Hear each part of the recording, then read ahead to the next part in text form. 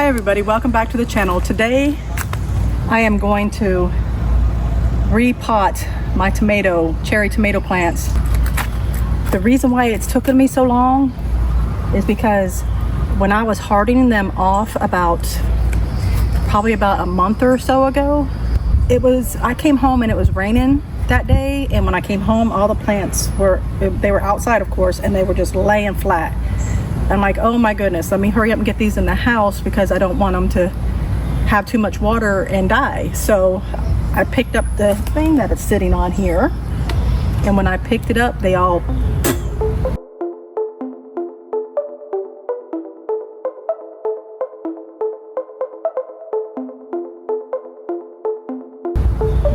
upside down except for one.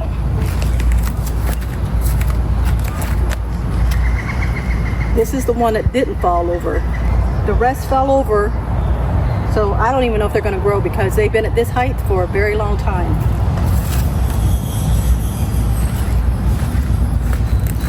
They should be taller than this since I planted them. They were taller than this when they fell over, but I tried to replant them and this is as far as they've gotten.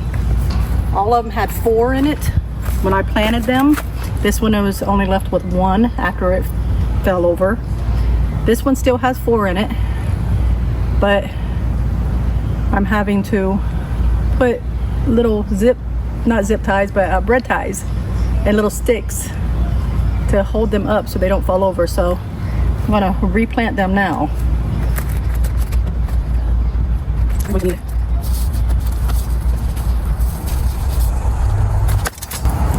Knock everything over. I need this.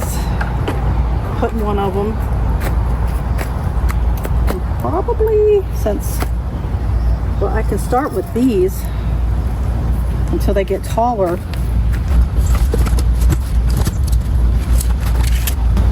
Have quite a few of these so I can use these.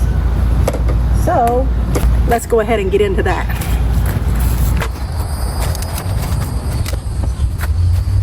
I need my greenhouse as soon as possible. I got so much stuff that needs to be inside of a greenhouse.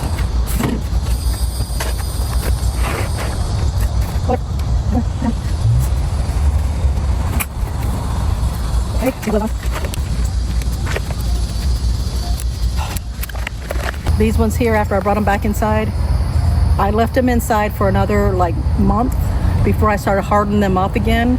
So they are way past the time that they should be planted because of how tall they are, but hopefully after I replant them that they take and at least try to produce me something before winter comes.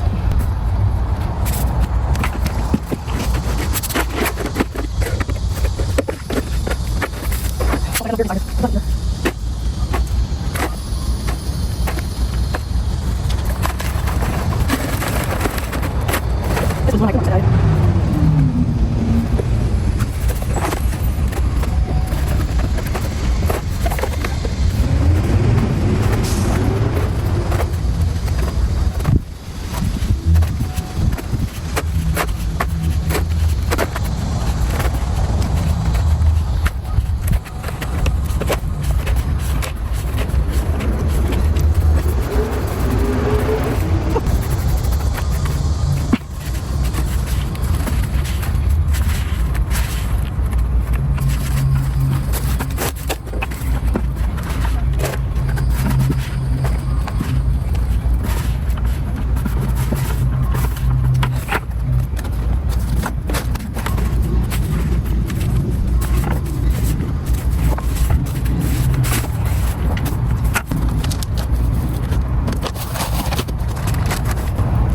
Gonna put some fertilizer on them.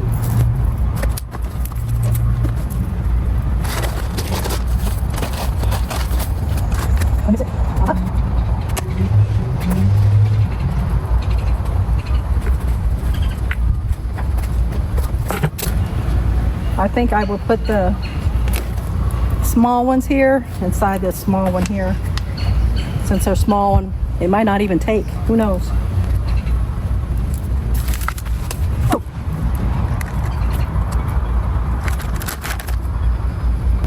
Put the transplant stuff in here.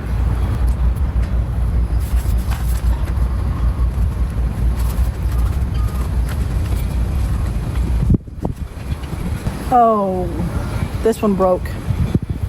I mean, I might be able to still put it down inside the ground because there is a little bit of roots still on it. If you can see that. A little bit of roots right there. We will see.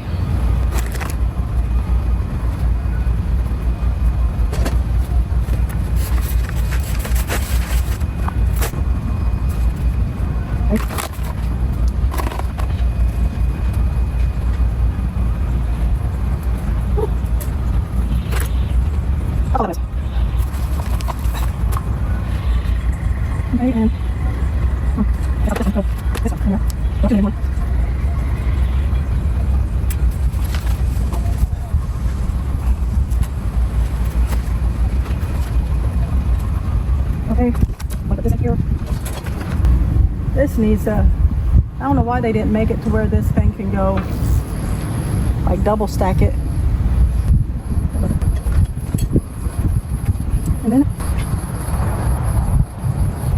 okay, that one. Okay.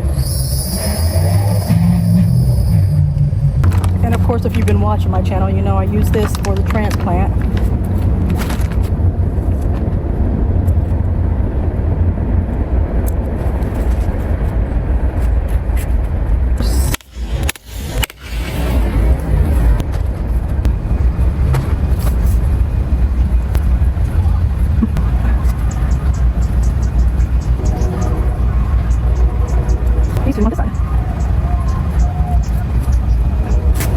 Now I had them out here every day. We'll bring them outside and then take them back inside for about, I would say, close to 2 weeks. So that should be enough time to harden them off, but as long as they've been inside, I wonder.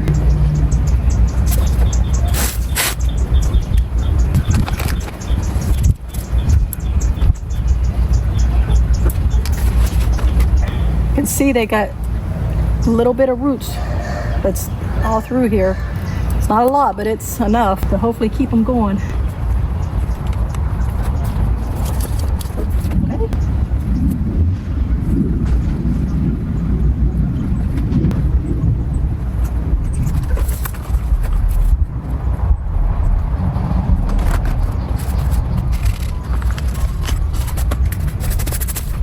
No! Oh my goodness! No. This thing was still open and I spilt some of it. Now I need to water them. Actually, I can put water in here. Now let's see if we can water them without spilling water everywhere.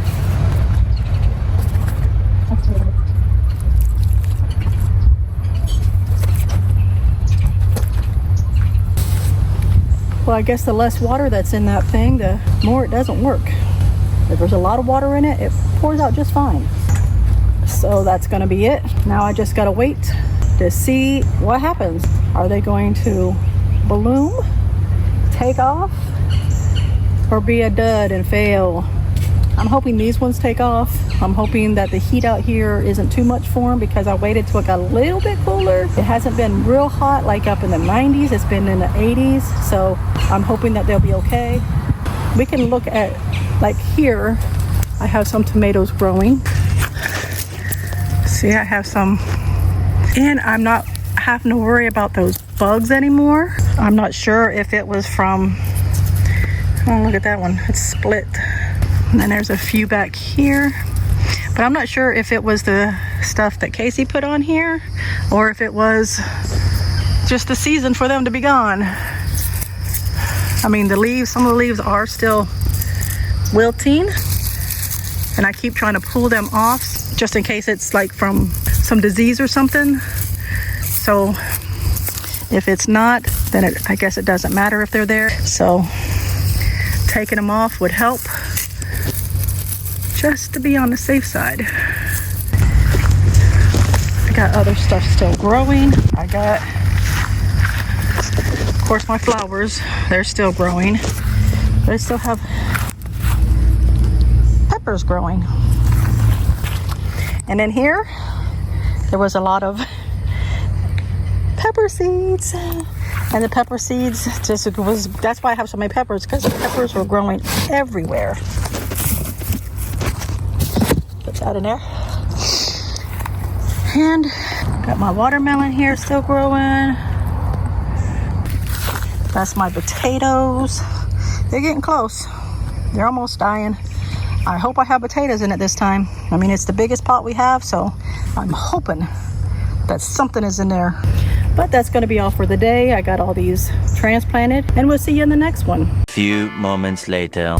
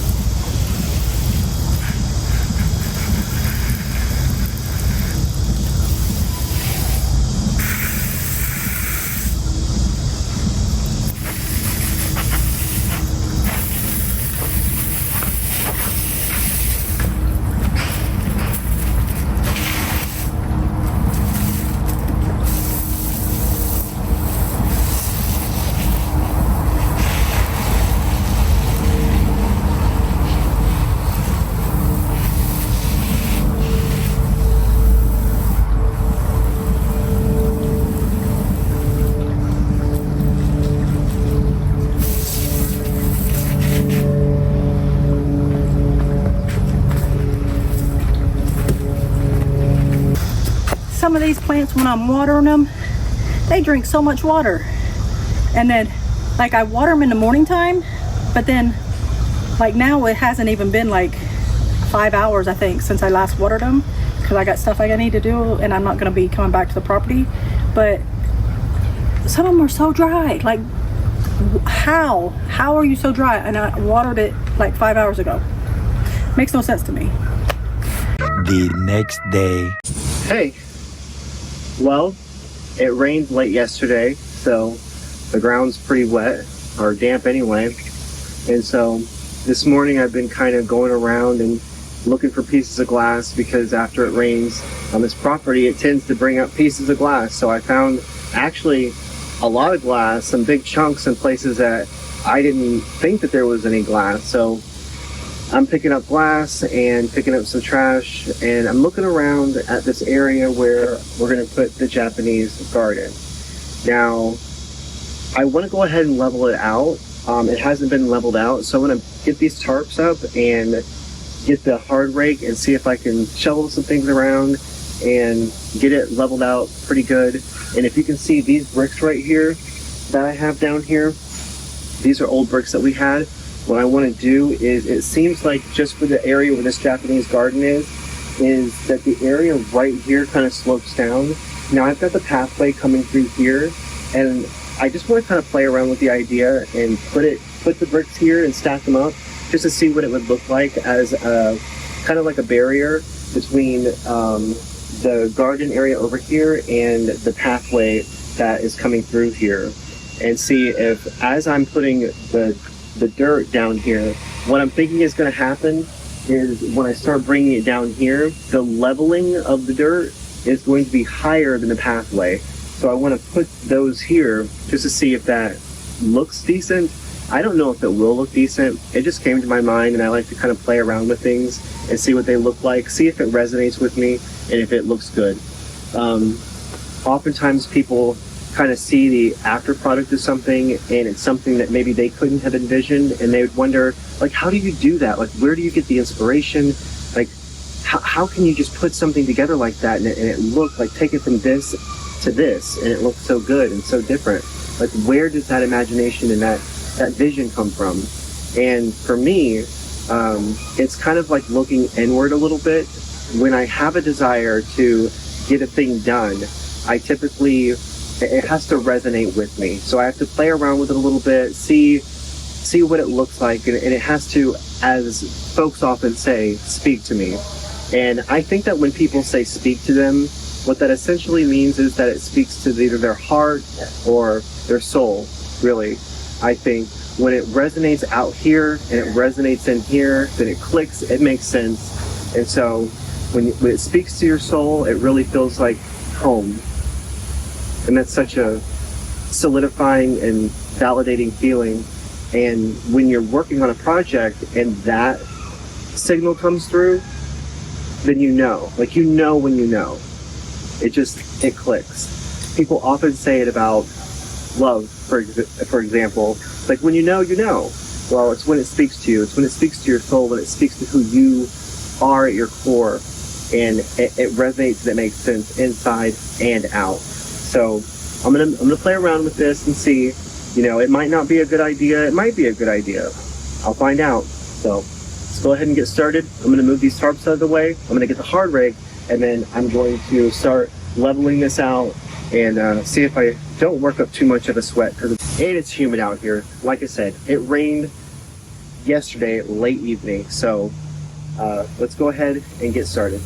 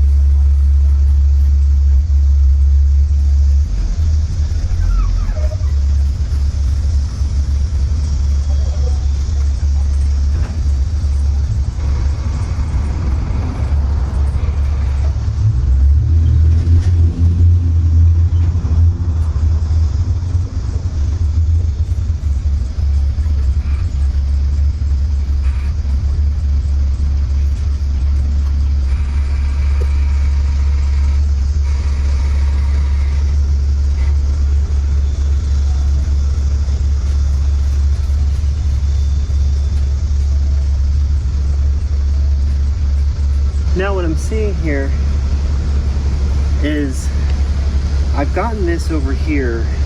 I'm not saying it's like to the dot level, but visually it looks a lot more level here, standing here, than what it did before I started. Now, to look over here, it looks like it's sloping downward. Now, it looked like that before.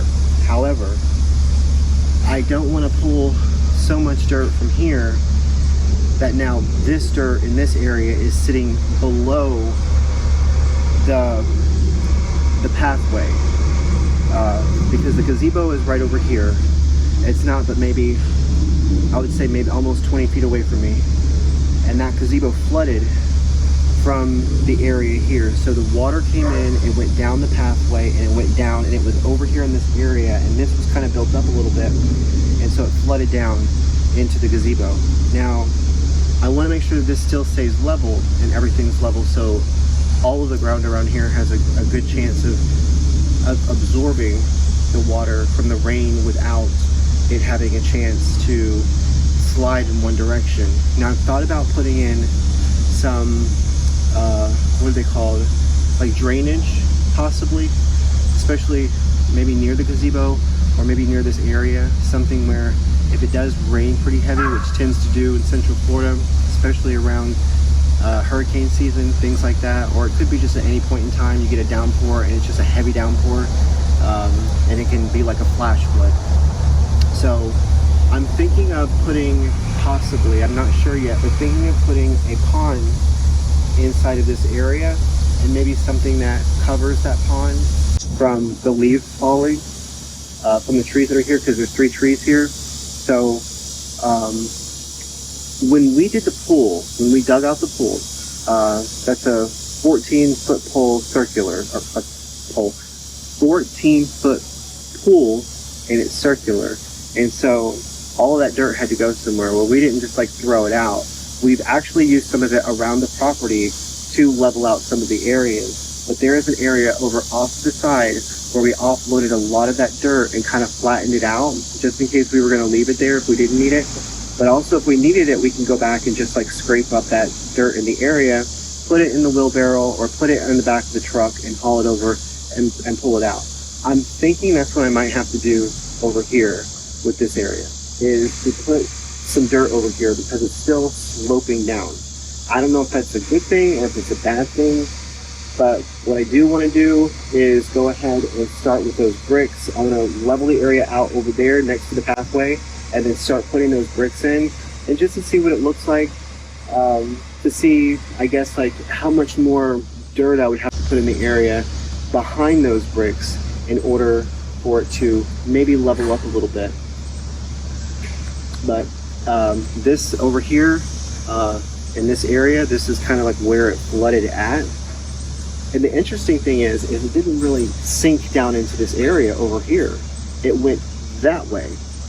And this is more built up than it is over here. So I'm not sure why it didn't do that down there. I'm guessing like if I have to think about it, like why it may not have flooded right there, it's possibly because at that area that's down here and everything out there, it all looks level. So it all has like a good space to absorb equally out and around the area. But over here, it all went down this way as if it was going towards this direction, like the land was sloping down, and then it had no choice but to kind of pull up, P-O-O-L, pull the water in the area where the gazebo is. So the fence is over here, it's right behind the gazebo on both sides.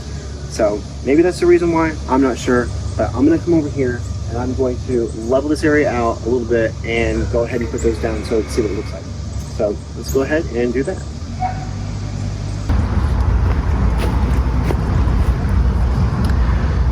You are looking through the moon gate, which I haven't planted yet. I got it painted so that it's rust proof because it's outside, and it probably already had a coating on it that made it maybe to where it was rust proof, but given the source of where I got it online, I just wanted to double secure that it was rust proof. So I got a Rust-Oleum rust proof spray for this, which is also, I guess they say, can be used as you put it on for exterior things like wood or plastic or metal, and you can spray it on and then you can use it as almost like a primer to put your the actual color that you want to put on it, so that the layer underneath of it is rust proof. But I mean, I think I went through probably like a can of that stuff, maybe a can and a half, trying to paint this because of the angles and everything, trying to get the bottom, the top, the sides of this thin casing that's around here. But this is the moon ring, and it will serve, I would envision and imagine, as a portal coming into the Japanese garden. So let me come over here and try to level some of this out and start doing those bricks.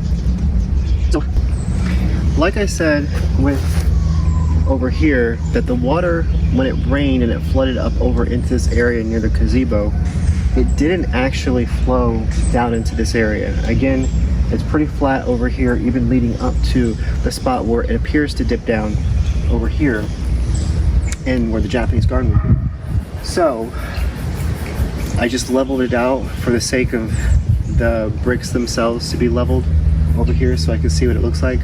And I'm gonna see if I can find me some gloves, because I put my other gloves down somewhere and I don't know where I put them. So let me see if I can find some gloves and be right back.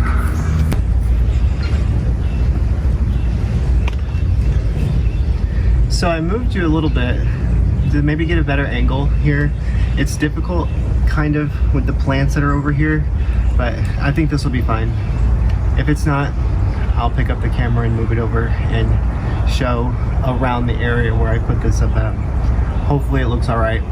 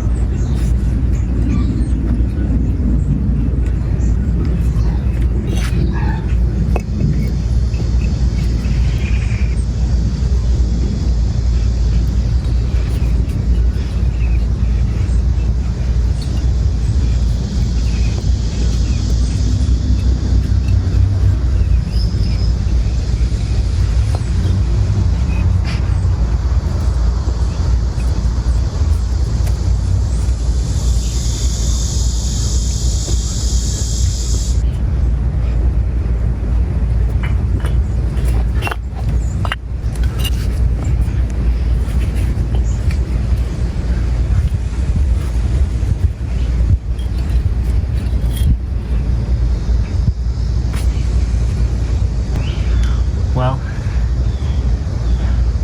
I think that's gonna be it, but let me take a step back, take a look at it and see. Now, I know that the bricks are here, they're not cemented in or anything like that. If a wall like this were to be here, then I would have to get the cement them in, make sure everything's leveled out here for it. But I wanna take a step back and take a look at it and see what we have going on here.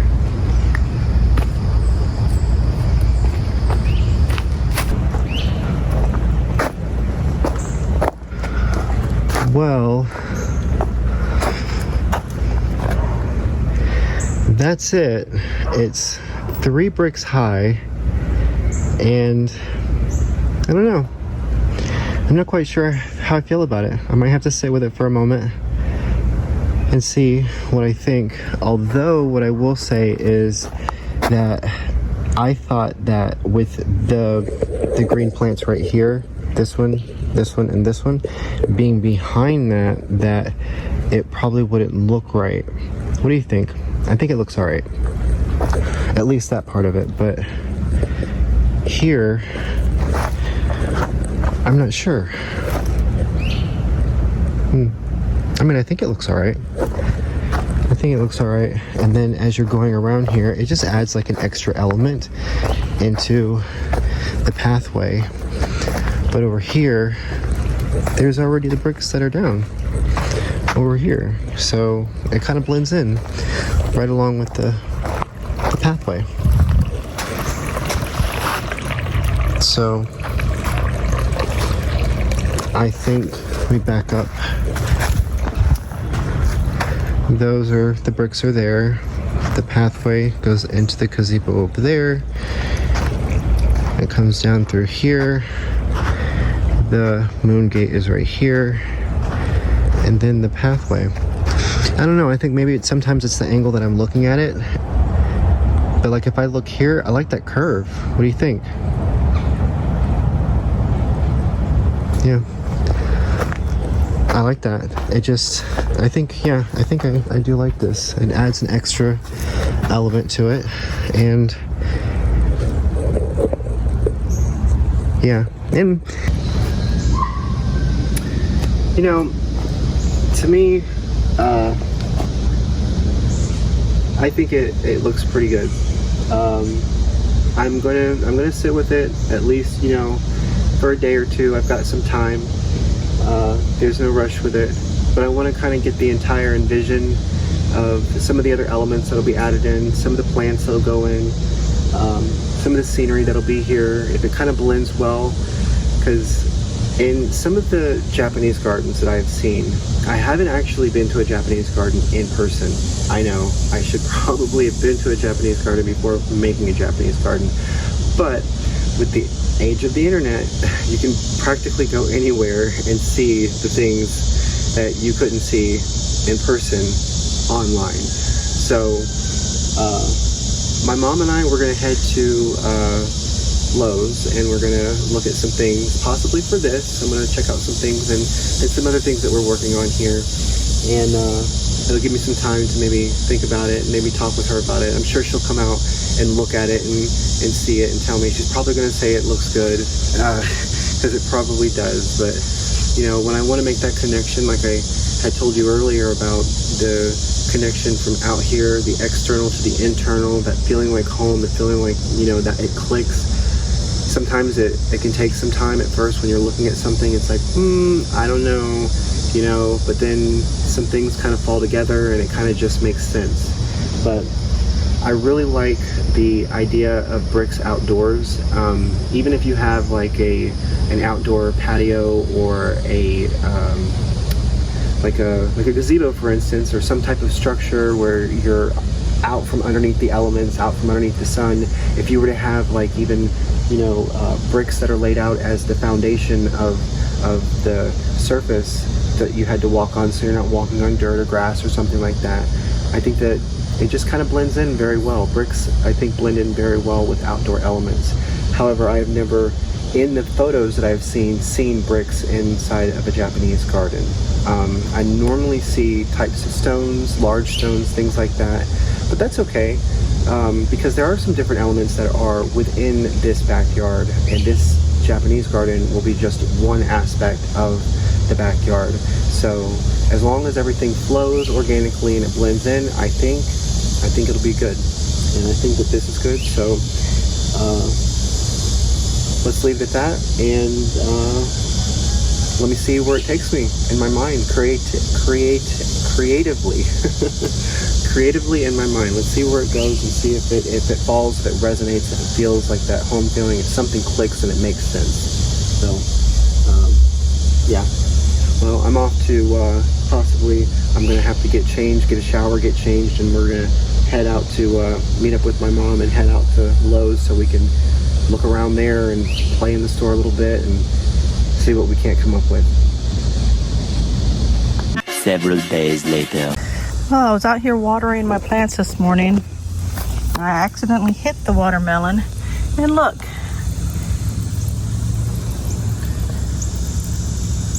Apparently there's a hole in it. Something's been eating it, and the inside is pretty much gone because it's flat now. So far no watermelons have grown this year. 4 of them didn't get the size, and the vine died. This one flattened. The other one, the vine died because of all the bugs. The inside was okay. It would have grown to normal size, but, and then I have these 8 over here, and if these 8 don't make it and no watermelon come from these, then I'm gonna have to try something a little different next year, because it's getting late in the season. Ew. There's one that's ready to be picked. Ugh. Yep, see, you needed to pick it. Look at that. Something's trying to get on that. Let's see what else is down here. dill. That's about as big as I've ever gotten it so far. I've tried it a few times and that's as big as I've gotten it to grow. So hopefully if I just leave it, it gets really big, because that's going to be a big deal.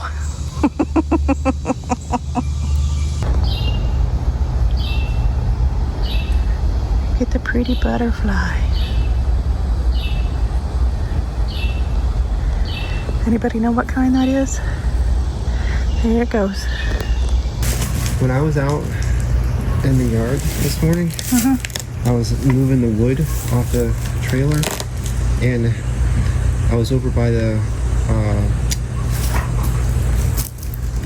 grill, and I was walking back toward where the trailer was, and a squirrel fell out of the tree and landed like about 5 feet away from me. I thought it was a stick or like a log that fell out because of the thud, and I looked over real quick, and the squirrel ran off and went up the tree. Oh wow. Like, well, apparently they can fall a long distance. The next day. hello. Well, so I came out here last night, and it was at night because of the heat during the day, because I had to look at all of these plants that we have. Now you might have seen when we went to the a nursery, the nursery that's up here. Actually, we went to 2 different nurseries, but I got a lot of plants at the nurseries, and these plants that I got, there was no rhyme or reason. It was just things that kind of spoke to me, and I got maybe a little bit of help about like what's tropical, what's, you know, maybe some things that were shade, some things that were sun, but not really a lot of help with it. It was just more or less me selecting the plants. But what I was doing last night, because of the Japanese garden that we're gonna make, is I wanted to see what the app that's on my phone called Picture This, where you can snap a photo of the plant and it will tell you all about the plant, its region, whether it's indoor, outdoor, shade, sun, half shade, half sun, how much water, things like that, how difficult it is to care for the plant. And so I'm going around with a flashlight taking photos of each one, trying to see, and then going online and asking, is this plant a plant that would be suitable inside of a Japanese garden? A plant that would be found in a Japanese garden, or one that would aesthetically like mesh well with a Japanese garden? And so most of the plants that I got, they're not. I kept getting no. So I'm like, of course, like all these plants. But there's other places in the yard that we can put these plants, especially along like this meditation path and in other areas. So, and a lot of them do have a tropical look. But so I just kind of separated these over here for the plants that are in the sun. So all of these plants back here, these are plants that are shade plants, and also plants that can be inside the home. Now, there was a lot of them that I didn't realize that I picked that were plants that were either specifically to be inside, indoor, or that could be versatile inside or outside. So there's a lot of those, and it's a good thing though, because this area over here is where there's a lot of trees, so there's a lot of shade on this side of the property. But over here in the area, take a look at this. What we do have over here in this garden, or what's going to be the Japanese garden, there's not very much. And I'm looking at it, and to me, maybe I haven't looked at the Japanese gardens enough to see, or maybe it will make sense as we're going along. But I'm looking at some of these plants, and I'm like, I don't see it necessarily, but I'm going to do a little bit more research and make it make sense as this unfolds. But one thing that I didn't know prior to planting them, these elephant ears that are here, I put these elephant ears here prior to this being a Japanese garden. And I don't believe the elephant ears are a Japanese garden aesthetic, as well as these plants down here. I forget what these are called, but these plants here, I thought those were just outdoor plants that kind of go at the front side of like your landscaping, where you would like tier 1, 2, and 3 or 4, with each plant behind it being higher, so that you have like a cascading effect. And I thought these are the ones that go in the front. When I snapped this one here, this plant says that it's indoor only. And I'm like, well, it does very good in the shade, but we have some over here by the pool that aren't doing so well, but that's like direct sunlight. So There's not a lot of plants, I don't think, that's here. One thing that I did get that I didn't intend to put in the Japanese garden was boxwood. And I'm like, boxwood? Why would boxwoods be in a Japanese garden? But then I looked it up and I saw images, and it's because they can be shaped. And a lot of the boxwoods that they had in these gardens were shaped into a round shape, like a bunch of balls. Not box, circle, maybe. Ball. But, Ball. our other mural thing here, it came in, but then I got to thinking about it, and I'm like, we have to treat this fence, and we've got the paint for treating it, and I'm like, that has to happen first. Now I have a paint sprayer, a Graco paint sprayer. I don't know, it's pretty big. It's got a long hose to it. It paints things really quick. But I got I think that's a water base. That one, or is it oil? I don't remember. There were two of them, and we were looking at a bunch of them that were there, and it's one of the better brands of the wood paint for the fencing on the outside. And I think it may be the oil base, because I was asking about the transferring water-based paints and then oil-based paints, and that's when we got the cleaner. There's a cleaner solution that you can put in it to run through it before transferring one to the other. So I think we got 2 gallons of that just in case, a cleaner. And something for the hands, I think, because it's not water-based. The water-based you can just wash off with soap and water. That's right. And the other one, we had to get a specific solution in case you get it on your hands and things like that. But yeah, the other one came in, so I'm excited about that, because like I said before, that I want to put it inside of what looks like a frame, like a picture frame, but for the outside. Have you showed this? I don't know how, I don't know when, but I wanted the fish pond, and so I found this. This is an arm and a leg for plastic. If only I could mold the plastic myself. But that's all I got, is just this molding for the outfitting for, I guess it might be like a koi pond or something like that, but I'm not sure yet. Nothing's absolute. I'm just kind of as I'm going. But I have to get the filters, the pumps, and all that neat stuff, and then the decoration maybe to go around it. The sun. So I was thinking about these plants. So whenever they're indoor plants, maybe you know, maybe you don't know, but I was putting some UV tint on the house and on the south side of the house, because for summer the sun is directly up, east to west. Yeah, all right. So east to west, and then as fall and winter goes, it goes back down over here, so you get more sunlight coming in the south side.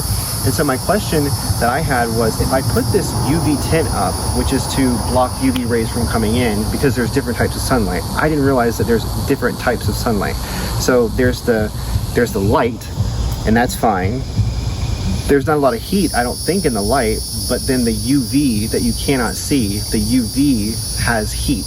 And it's what I felt in front of the window. When I'm in front of the UV window, I don't feel this feeling, but when I go in front of a window that didn't have it on it yet, I felt like a tingling sensation on my skin, almost like a tiny, tiny electric shock on the skin from the sun hitting your skin. I don't know if maybe some of you know what I'm talking about, but we get so accustomed and used to being outside and not, I guess, getting used to that feeling and not realizing it. But it was kind of like a very, very tiny, electric shock feeling.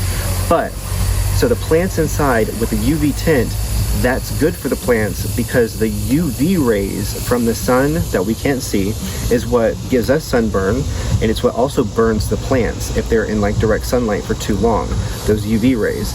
So if they're in the house and you've got the UV tint up, then it blocks those UV rays from coming in, but the light can still come in. So the light rays still allow for what's that process called? Or do you know? Someone's gonna know. They're probably saying it already. Write it in the comments. It's it's when the sun touches the leaves and the nutrients. I'm losing it now. It escapes me, but it's the process for the plants for that they get the nutrient. Photosynthesis. Oh, that sounds familiar. Yeah. We can go back to science class. So But yeah, I didn't know, and I'm like, well, that's cool. And with the heat that's out here, it's really like not inspiring to come out midday, because you're out here, you walk out 5 minutes and your shirt drenched. And so it's still kind of hot. But if it were like this all day, then it'd be fine. But the sun is over here behind the trees, so it's not so much direct sunlight. But yeah, one of the reasons why I wanted to come out here is when I mowed the last time, so it was in the evening like it is now, and I mowed, and I was going to come back the next day to weed eat because it was starting to sprinkle and rain, but I didn't realize until the next day when I came that the tires had lost some air, and so I'm going around mowing the yard here, and it's leaving tracks all over the yard. And I'm like, I hope this grass grows back pretty quick, because you could just see tracks, like even where I would turn, like it was like ripping up grass and stuff. Not too bad, but it was just visually noticeable. So I'm gonna do a change of Rui, if that's a thing. I'm gonna change, not because of the sun or the heat or anything like that, but because these shorts, my legs are gonna get torn up from weed eating because of stuff that flies right back at you. But I think that's pretty much it. Oh, the soil. Do you remember I was telling you earlier, I found out today, I stumbled upon a Reddit, is it Reddit? Yeah, a Reddit post through a search. So these boxwoods, I'm like, when I found out that the boxwoods can go in the Japanese garden, I'm like, well, how do you care for the boxwoods in the Japanese garden? I don't want to, like, where do they go? Do they go in the front? Do they go in the back? Do they go in the middle? Like, where do they go here? And in that search, I found that the search, it brought back a result saying something to the effect of that they need to be in loamy soil, Loamy, loamy soil. And I'm like, what's loamy soil? And so I looked that up, and it says it was a combination of things, just depending on, I guess, where you're at and what you want to put in it. So it could be a combination of, what was it, 40% sand, 40% silt, and 20% clay. But then there were other places that were saying that you can put compost in it, chopped up leaves, and manure, like cow manure. And then you can make it that way. I'm not sure. I don't necessarily want to get cow manure, but I know that that's really good for like plants and things like that. I don't know if the places sell it. Which, by the way, in this thread, it was talking about these big box stores that sell like the bags of soil that have like is it peat moss and the vermiculite and things like that in it. That's not really nutrients. It's to help it to the roots to breathe and the water to flow down through better. Right. However, just what I seen said it was more of a growing medium, but not a nutrient medium. And so over time it compacts and it gets smaller. So if you have a plant like a tree that you've planted, and then you've used a lot of that to plant the tree with, and then the roots and then the weight of the tree, then it, I guess, maybe starts to sink some. I noticed that on some of the garden stuff that I have, it does sink down. And it's because of the vermiculite and perlite. Yeah, so they're saying that it would be a lot better to have the loamy soil, which is well drained and it has the nutrients in it. And that brought me into this Reddit post about why does the soil never stay mineral rich or something like that. Yeah, in Florida. Yeah, it doesn't, like, it seems to lose its nutrients easily. And I guess what it came down to was it's the temperature that's here. Like, the temperature doesn't allow, it's a lot of rain, a lot of humidity, and the nutrients runs off of the soil, but it doesn't stay in the soil. Whereas if the further you go up north, you get different types of soil, and the conditions, like the cold weather, I guess, allow for the decomposition of certain compounds to decompose and then put the nutrients into the land. I'm paraphrasing, that might not be actually the complete whatever, but somebody who knows. So they're basically saying the more closer you get to the North Pole or the South Pole on the globe, the better the soil is going to be. And then I think global warming or something came up, like if the temperature in the globe starts to increase, then wouldn't that start to make the soil more and more going north and south become less nutrient dense and making it harder to grow certain types of crops? So I thought that was interesting, and I still don't know exactly where to plant the box plants. But I'm like, now I know more information and I'm confused. But before the sun goes down, I'm gonna do my changeroo and I want to weed eat first, because that stuff is a lot taller on the side, so there's not really that much of it back here to do for the weed eating, and then I'm gonna mow. But I filled up the air in the tires, so I should be good, no tracks anywhere, hopefully. Changeroo. Hooray! Well, I changed. Please like and subscribe. All right, well, how'd that get there? Well, I'm gonna come over here. I'm gonna start weed eating. I don't think there's like, I don't know, not too much over here. It's mostly right over there and around the garden area. Yeah.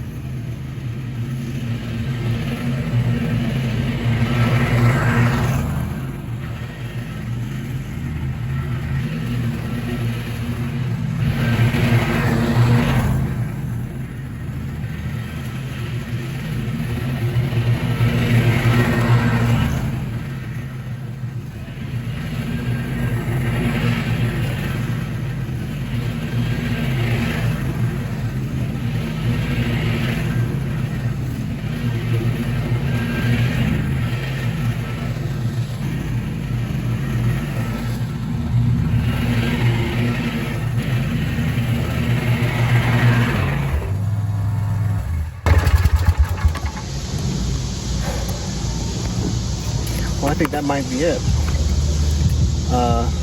Or at least as much as I'm willing to do. Given my time constraints. But do you guys remember what this property looked like? Like before? With the vines, the dirt everywhere? Do you see all this green grass? I mean, dust as I was just doing right here, but there's a lot of grass on this property.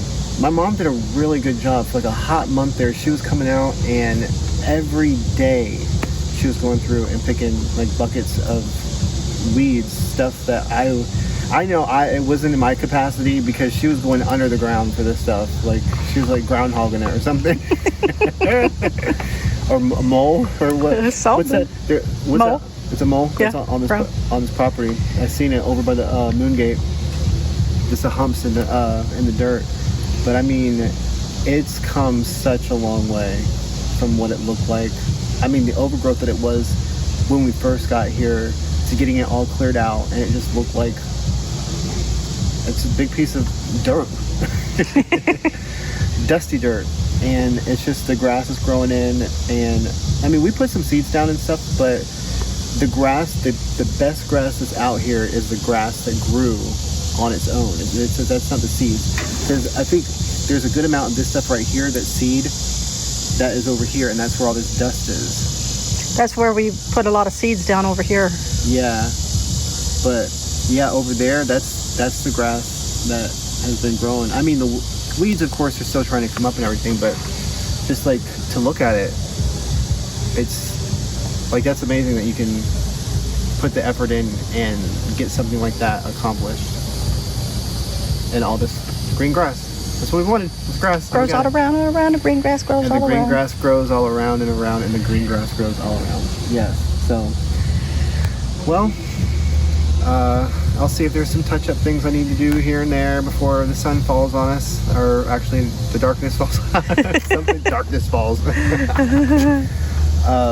Yeah, because the mosquitoes, they have their watch on, their clockwork. Mosquitoes. Somebody in this last video said something about some kind of plant or candle that you can burn that gets rid of mosquitoes. I took a screenshot of it, so I can't remember the name, but I took a screenshot of it. Well, I know most insects don't like a citrusy smell or like cinnamon and stuff like that, but it costs to keep continuously putting into that.